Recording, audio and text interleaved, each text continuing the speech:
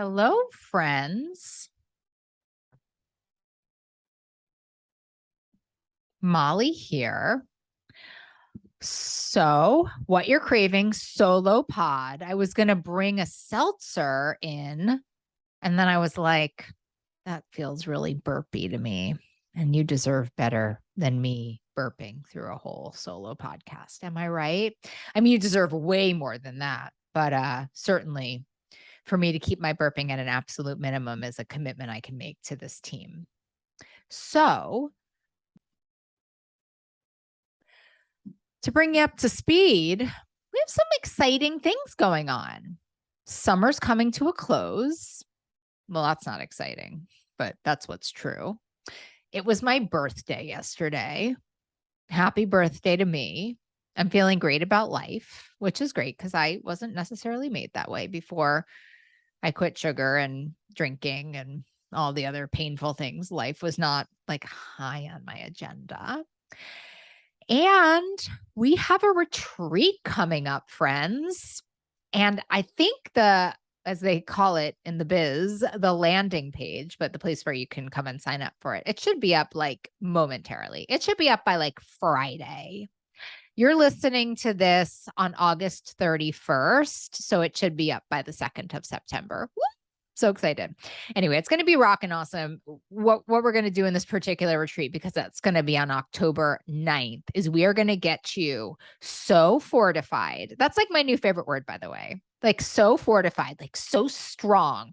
I like the word fortified. I'm not quite sure what the definition is, but to me, it's like you're already strong and amazing. And we're going to like get you new level strong and secure as the holiday season comes in, because that's tough for all of us. It's just like party after party, sugar after sugar. And like, it's not good or bad. It's actually quite chemical, to be honest. Like being exposed to that much like highly desirable processed food is like hard on the average American who gains 5 pounds. Not to say weight gain is bad, but it's certainly for those of us working on our eating disorder recovery. It's a lot of family. It's a lot of food. It's a lot of frolicking. And I want you to have fun. And so if we can get you all fortified, how many F's can I use in a sentence? If we can get you all fortified, and it could be a real rockin' holiday season. And I'm here for that. I'm so tired of everything feeling so hard. This is truly, I know we probably, I'm making 2022, 2023 goals. I'm so done with things being hard. Those are actually my 3 words. I haven't changed my words, like my guiding principles, for such a long time. Ease, abundance, fun, love, and integrity on the side. But wouldn't it be amazing if we could just have you rocking into the holiday season feeling like, yeah, I'm fortified. I'm going to have fun. That's my primary objective. And then I'm going to organize everything around that. Count you in, count me in. So anyway, keep your eyes open for that, October 9th. Also, we're going to have like a meet and greet if you want to come to that on the 11th. It'll be really fun, or at least therapeutic and, connecting. And then there's always the Breaking Up with Sugar course. I get such great feedback off of that. I don't even know what to say. And in finality, before I get to where I'm teaching us today, I'm excited. I am doing, okay, like in the 12-step programs, of which I'm a loving member, they have like this 90-day thing. Like 90 days is a big number in the 12-step community. And I've always been like very reticent about like being on social media in a big way. I'm just like all of my not enough and all of my like they're going to laugh at me and like all of my shame response. And as if you've been in retreats with me, I always remind us that the primary function of shame is to deny rejection, to try to not get rejected. So my shame response is working really well. And going on Instagram, TikTok, Facebook it's very hard for me. So I'm doing a 90 and 90, as we say in the 12 steps. I'm on TikTok every day. I'm on Instagram every day. I'm on Facebook every day. I'm on YouTube every day. Your social media channel du jour, but come follow me. And also like, I'm really into building community over there. So I'm kind of looking through for comments and things like I just really like, I'm very interested in creating more of a community on social platforms. Because as evil as they are, they're very useful for that. And we should all really be knowing each other, don't you think? And also, we have our delicious Facebook group, which I highly recommend you join if you're into things like loving communities. And all of that information is in the show notes. So stay tuned. Scroll into the show notes. The other thing that's in the show notes, I've become very into show notes in my old age. The other thing that's in the show notes is the diagram of what I'm going to talk about today. So, I'm a DBT lover. I'm a DBT therapist. I'm a DBT lover. And they created a woman named Linda Dimoff. She's dope. She created DBT for substance use. Now, yeah, we're talking about eating disorders usually or whatever. We're talking about all disorders, I guess. But I think this really applies to like all disordered sorts of things. But what I'm about to talk to you about is from DBT for substance use. And I actually think it applies to diet culture and like binge eating. Like, I mean, I don't know more than like alcohol or heroin addiction. I'm not here to compete, but it fits the bill in such a significant way. So, if you want to right now, just Google DBT states of mind, you probably can find a image of a Venn diagram where on the left side of the Venn diagram, it says Addict Mind. On the right side of the Venn diagram, it says Clean Mind. And the combination of the two is called Clear Mind. On an aside, I find those words to be confusing. So I often call the middle path of those two minds recovery mind, but only because like clean and clear feels like fiction and nonfiction to me. It gets tricky, but so I'll just use them interchangeably today. But when we think about the polarization of addiction or even eating disorder, try not to get too caught up in my language and try to stay with me on these concepts because this is a mind-blowing one. So on this left-hand side, we have addict mind. And that's when your addiction is in control, right? That's when the addiction, the eating disorder, the compulsive weighing, the compulsive shopping, the compulsive obsessing about whatever, about this person calling you back, like you name it, we can really fill the blank in here. But I'm going to talk about binge eating because, that's just one of my favorite things to talk about. So it's when your urges control your thoughts and your emotions and your actions, right? And like, I don't know. We all know what addiction mind looks like. It's the gnarly, ugly, I need it. I'm at the party. I'm thinking about the frozen yogurt. I leave the party early. I go get the frozen yogurt. I eat copious amounts of it. The McDonald's, I am doing whatever I can to make sure that I can get that. It's like we know what it really feels like. You have trouble focusing at work because you're planning a binge for later. You stay home alone so that you can like secretly eat, you're like waiting until all of your kids are asleep so you can get the food. You know what that feels like, right? And like it has its own voice to it, doesn't it? It's like, I need it now. I need it now.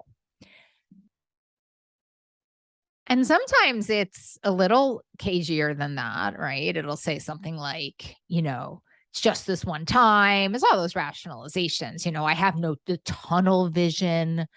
I have no choice. I have to do it. I can't relax without this. I just need to disconnect. I need to numb. The food's the only thing that's going to help me through this. If I didn't, talk about the scale obsession, right? If I didn't release the weight, I may as well eat what I want. I didn't eat earlier. I skipped that meal so I can eat more now. I mean, it's really when the food or the weight, it's like that is really the governing principle, right? And I think emotionally, it's like anxiety, feeling uncomfortable, right? Like restlessness. To me, and I talked about this in the Wise Mind podcast, but addict mind is like very urgent, like very, very urgent as I love to say, unless a lion is chasing you, very few things are urgent, which is a good note. When things feel urgent, they're likely not urgent. And so these actions that come along with this addict mind are, very impulsive in their nature, right? Like, I don't know if like leaving your apartment at 12:30 at night to go and get your binge food, right? Increasing the volume, eating things that don't feel in alignment, like vegan scones, if you're like me. I have a great vegan scone story I can tell you one day.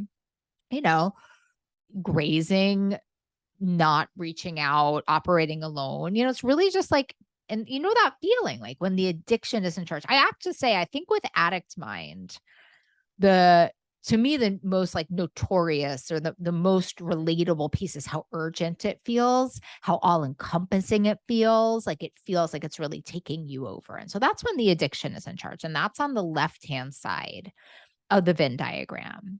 So then we have the right-hand side of the Venn diagram. Like, I only want to talk about the right-hand side of this Venn diagram because I think it's actually where diet culture has totally taken us. And I don't mean that in a positive way. I think where it's really corrupted us. So clean mind is like when your stuff don't smell. You know what I mean? Like when your stuff don't smell. Like you feel so super confident, almost cocky, that you don't remember you're human and you don't remember that you have any vulnerabilities to any of your addictions or just problematic behaviors. You just think you're superhuman, right? And it's these blind spots that make you so susceptible to behaving in ways that just are not loving. What I think is, and so if it were sitting in the room with us, right? If it was sitting here right now, it would be like, to me, the most notorious clean mind phrase is, I got it. I got it. I got it now. It's fine. I got it. And I know if you don't know me, but anytime I say I got it and it's fine, I don't got it and it's not fine. Promise you that.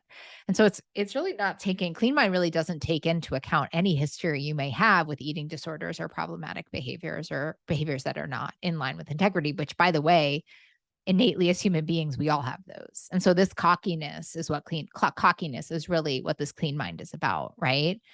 I'm going to be perfect. I got this. I don't need to plan at all. It'll be easy. And the feelings that come along with it are, like, I think short term are feeling strong and invincible and in control and liberated.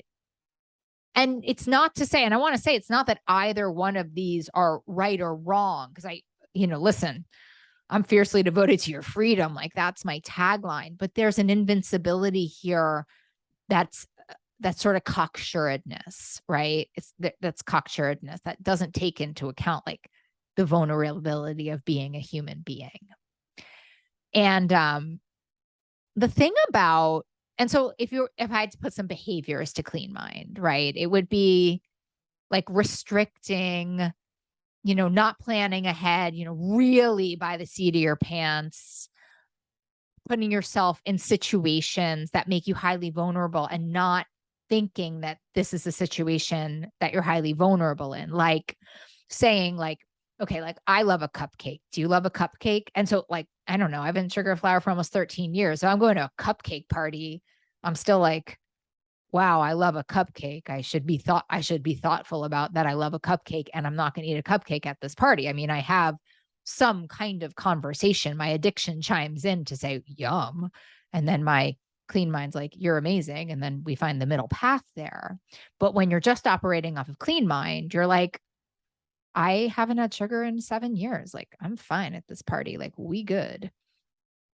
And the thing about clean mind, so clean mind to me, the problem I've seen in my history, in my illustrious history of millions of years of being an eating disorders therapist, is that people who struggle with binge eating, especially people who struggle with binge eating and overeating and compulsive overeating, anything you want to call it, but eating out of alignment, think that the ideal is clean mind. So they think, if I'm not in addict mind, I should be absolutely perfect, not need to plan, never have a craving, never have a trigger.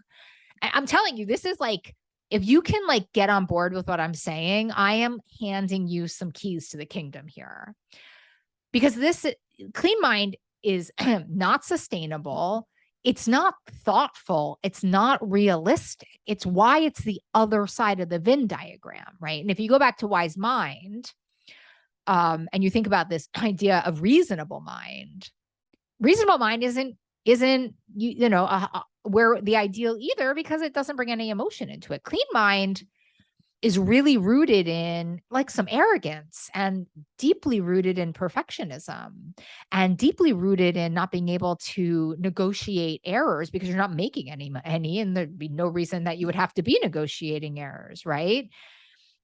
And it's really suggests that there's clean mind suggests that there's an end point to things, and that, you should be going it alone. It's very contrary to what we know works. And a lot of research supports, just put a little scientist hat on for a second, but a lot of research supports that there's a lapse inevitability to a relationship with food. I talk about this all the time. And so if you're thinking, well, if I'm not deeply binging, right? If I'm not binging my brains out, numb on food, I should be absolutely perfect, clean.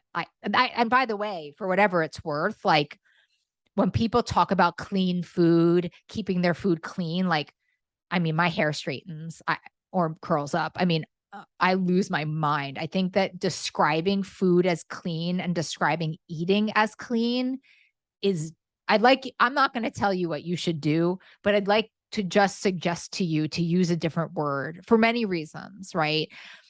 Most of it being the opposite of clean is dirty. So if you're not eating clean, you're eating dirty. I think the language is so important here. I love eating in integrity. I'm eating with integrity. I love that one. I think it suits the bill. But clean eating is one of the most diet infected phrases.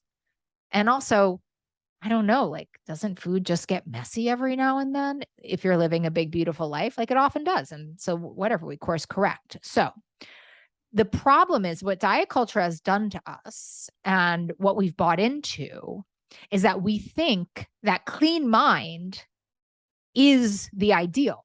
We think that perfection and eating clean and, not making any mistakes, and there being an endpoint, and never needing to plan, and we take like cravings personally when they're like the farthest thing from that. I can do a podcast on that if you want me to. There's so much research on that. Like, this is where the problem lies, is that a lot of times what we think our ideal is for long-term relationship with food is so far from the ballpark of where we want to be living. It's like in outer space, and we want to be living on land. So the opposite of addict mind is clean mind. Here we are in clean mind. We don't want to live here, right? I found that when I'm living in clean mind, it's incredibly lonely and incredibly scary. That really, I mean, I think the short-term feelings, I mean, you can get a real high off of clean mind. Don't get me wrong. And I love a good high like the rest of us all, but the short-term feelings of clean mind, because, clean mind's like, I got it. I lost 5 pounds. Like, I followed the cleanse this week. Like, there's nothing like that. And so short-term, yeah, invincible, in control, normal, right? Normal, liberated. Oh, and I've seen people like this with alcohol too, all drugs. But long-term, I think the feelings of clean mind are, feeling like a chronic failure, feeling chaotic, feeling on a roller coaster, because you're but usually if you're thinking that clean mind is the place that you want to be building your home, crappy foundation, then yeah, it's like a really chaotic roller coaster, and you end up ping-ponging between clean mind and addict mind, clean mind and addict mind, clean mind and addict mind. that's really the binge restrict cycle in many ways. And it's the on the diet, off the diet cycle. It's the whole thing.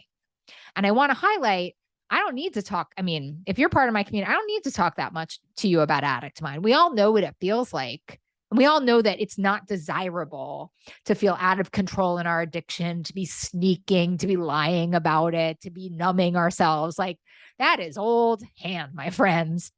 What I do want to highlight here is that the opposite is not the answer. Like, and maybe this is where you're struggling. Like, really hear me. Maybe this is where you're struggling because you are trying to move and build a home in a place that has very shaky foundation, to say the least. It is like you're building a house on a cliff and wondering why the house keeps falling down into the water. Am I right?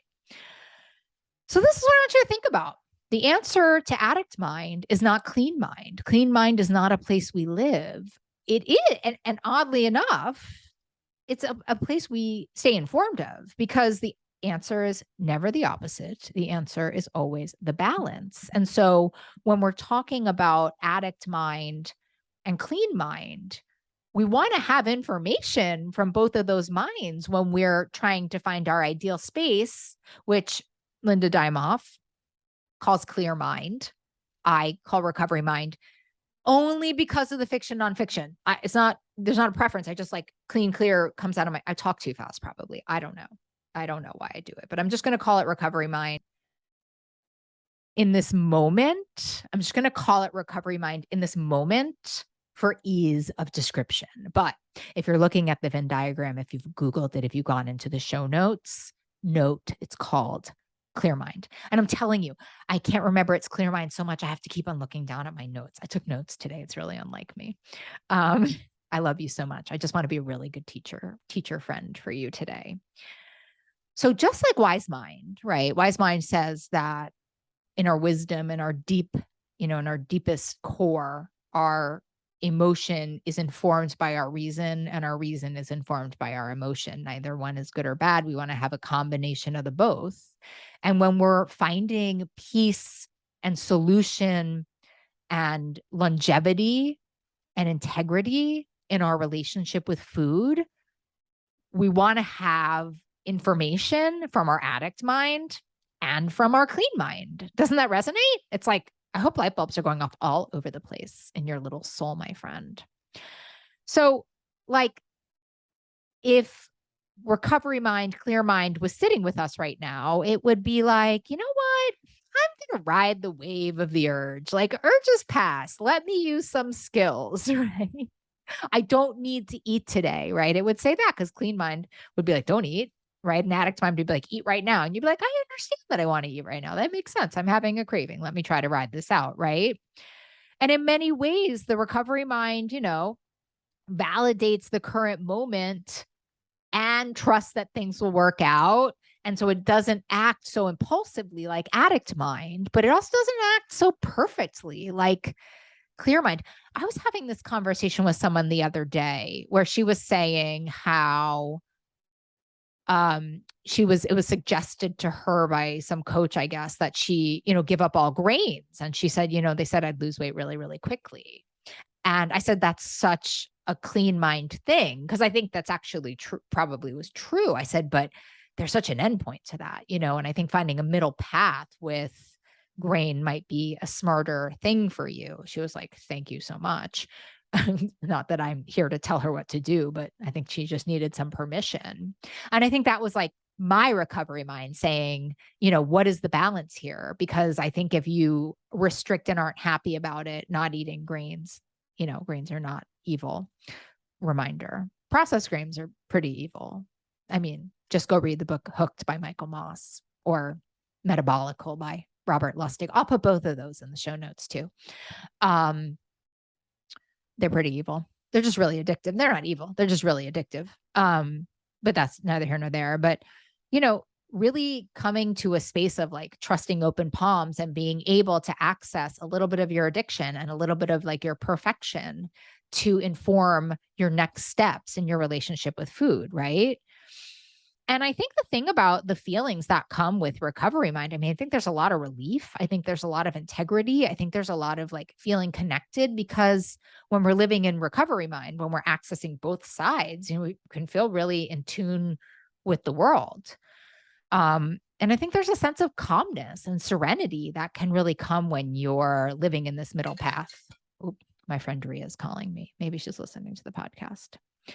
And so the actions that come along with this are, making a plan, paying attention to how you're feeling and navigating appropriately, right? Like if you're like someone who believes that exercise is really an integrity for you and you're not feeling well, you don't exercise. Or if you're someone who, is mindful of their grains because of A1C or whatever, and you're feeling really vulnerable, you add a little, like whatever it is. It's really like recovery mind or clear mind is really the wise mind of addiction. It's really sort of tapping in, The other thing that recovery mind is, in my opinion, is like really being skillful, right? Like not being reactive. We were talking about addiction minds. I was saying how the addiction mind is all about reactivity. It's all about now, now, now, now, now. And it's like recovery mind's like, hey, let me take a beat. Let me use a skill. Let me listen to a podcast. Let me make a phone call. Let me put some ice on my neck. And like, then let me proceed mindfully after I've, gotten this urgency out of me. It's a good note for life, isn't it? And I have to say, in general, and I think this is so important. Like, I don't even have words for how important I think this final point is, but I think recovery mind, like we don't do it alone, and we're not under the guise that we're supposed to be doing this alone, or that there's an endpoint in your relationship with food. That is, gosh, does diet culture have us by the neck on this one? I mean, it's how people make so much money with these quick diets, because we're like, oh, good, then I'm done. Like, you're not done after that quick diet. I mean, even this idea I was talking about in the beginning with like 90, I mean, on the 91st day of anything, it's just like, I'll probably post again. I'm just giving myself a little bit of like a little push to get to a number. And then hopefully, if you read Breaking Up with Sugar, I'll have some automacy. I'll be less scared. I'll be, rocking and rolling by then and be able to make different choices about what I want to do, not operating from fear. Right. So I think this thing about recovery mind / clear mind is, really having humility, right? Like having an awareness of your issues with food and knowing your strengths and your vulnerabilities, and also wanting to take really good care of yourself as parts of clean mind and the perfectionism supports, and, reaching out. I just think truly also like reaching out for support. That's a real recovery mind thing, is like reaching out for support if you're feeling like things are getting tricky. So that's my lesson for today. Just wanted to teach you a little something. Look at the show notes. I'm so interested in what you think about this. And I'm also like interested. Should I be teaching you more skills? What do you think? What should we be talking about on what you're craving? I have a bunch of podcasts coming up with like amazing, hilarious friends of mine, which is going to be fun for us all. But, I'm always here to hear what you think we should be doing. And I love you, and I believe in you, and I believe in your recovery mind / clear mind. And I want to know everything you're thinking. And I'm rooting so hard for you. I'll see y'all next week. Love, love.